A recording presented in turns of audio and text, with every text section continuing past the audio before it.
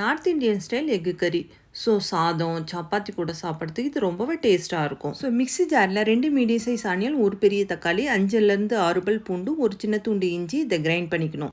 So 4 boil பண்ண எக்கை ஃபோர்க்கில் holes பண்ணிக்கணும். ஸோ 1/4 டீஸ்பூன் மஞ்சள் தூள், 1/2 teaspoon red chilli powder, salt கொஞ்சமாக ஆட் பண்ணி நல்லா பெரட்டிக்கணும். ஸோ ஒரு ஃப்ரை பேனில் 2 டேபிள் ஸ்பூன் ஆயில் விட்டுட்டு பெரட்டின எக்கை ஆட் பண்ணி 2லேருந்து 3 நிமிஷம் நல்லா ஃப்ரை பண்ணி ஒரு பவுலில் எடுத்து வச்சுக்கோங்க. ஸோ ஆயில் ஆட் பண்ணிவிட்டு பிரியாணி இலை, பட்டை, லவங்கம், ஏலக்காய், 1/2 டீஸ்பூன் ஜீரகம், 1/4 டீஸ்பூன் மஞ்சள் தூள், கலருக்கு Kashmir red chilli powder 1 teaspoon, அரைச்ச ஆனியன் பேஸ்ட் ஆட் பண்ணி எண்ணெய் பிரிஞ்சு வர வரையிலும் வதங்கட்டும்.